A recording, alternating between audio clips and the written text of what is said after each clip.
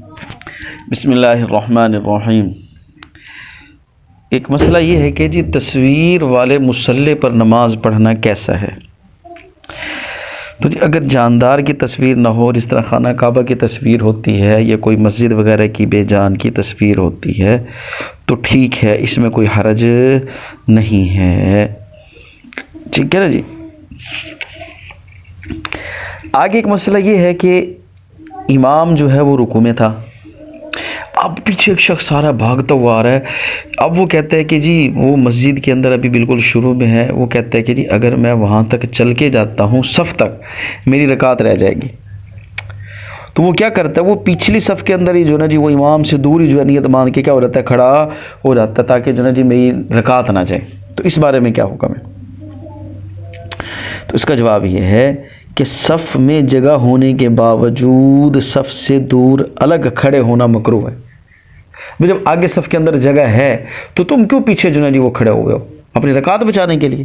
غلط ہے۔ آپ آرام سے وہاں پہنچو، صف میں پہنچو اور جو ہے وہ کیا کر لو، جماعت میں شریک ہو جاؤ۔ اگر رکعت جاتی ہے تو ٹھیک ہے، کوئی حرج نہیں،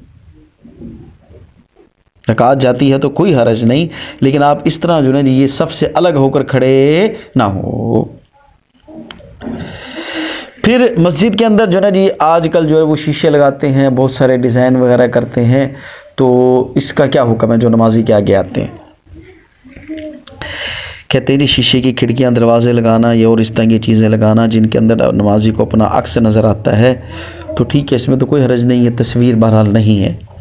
ہاں اگر اس طرح کی سجاوٹ کی وجہ سے نمازیوں کی توجہ منتشر ہوتی ہے، ان کا دھیان بھٹکتا ہے تو پھر مکروہ ہے، پھر اس طرح کی ڈیزائننگ وغیرہ نہیں کرنی چاہیے، ٹھیک ہے جی۔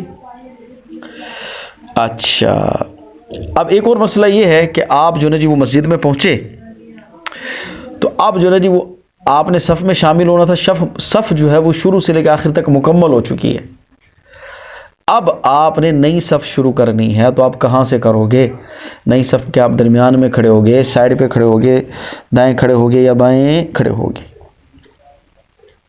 کہتے جی بات یہ ہے کہ اگر آپ نے نئی صف شروع کرنی ہے نا، 2-3 صفیں پہلے ہو چکی ہیں، تو اب آپ کیا کریں گے، امام کے بالکل پیچھے امام کی سیدھ میں کھڑے ہو کر کیا کریں گے، نئی صف شروع کریں گے، ٹھیک ہے جی۔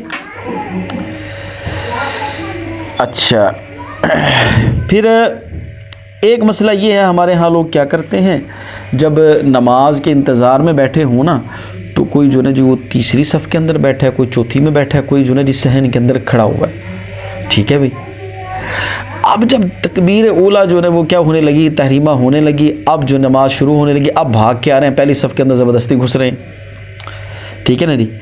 تو اس سے جو ہے جی وہ لوگوں کو کیا ہوتی ہے، تکلیف ہوتی ہے، لوگوں کو برا لگتا ہے، کہتے ہیں یہ حرکت درست نہیں ہے، سخت مکروہ ہے اور نازیبا حرکت ہے، اس سے بچنا چاہیے۔ بھی تکبیر تحریمہ اس کا صف اولیٰ کا ثواب حاصل کرنا تو آپ پہلے جا کے بیٹھو، پہلی صف میں ہی جا کر بیٹھو، پہلے ادھر ادھر کھڑے ہو، جب لوگ جو ہے جی وہ کھڑے ہونے لگتے پھر آپ دھکے دے کے ان کو جو ہے جی خود پہلی صف میں گھستے ہو تو یہ درست نہیں ہے۔ اگلی بات یہ ہے کہ جی تکبیر اولیٰ کا ثواب کب تک رہتا ہے؟ تکبیر اولیٰ کا ثواب کب تک رہتا ہے؟ تو کہتے ہیں کہ تکبیر اولیٰ کی فضیلت اس شخص کے لیے ہے جو امام کی تکبیر تحریمہ کے وقت موجود ہو۔ جب امام نے تکبیر تحریمہ کہی ہے نا، اس وقت وہ کیا تھا، موجود تھا، تو اس کو بھی تکبیر تحریمہ کی فضیلت حاصل ہوگی۔ بعض لوگوں نے اس میں گنجائش دی ہے، کیا کہ جو شخص قرات شروع ہونے سے پہلے شریک ہو جائے نا، ٹھیک ہے، یعنی ثنا کے اندر تو وہ نہیں مل سکا، قرات کے شروع ہونے سے پہلے جو ہے وہ آ جاتا ہے تو ٹھیک ہے، اس کو کیا مل گئی، تکبیر تحریمہ کی فضیلت مل گئی۔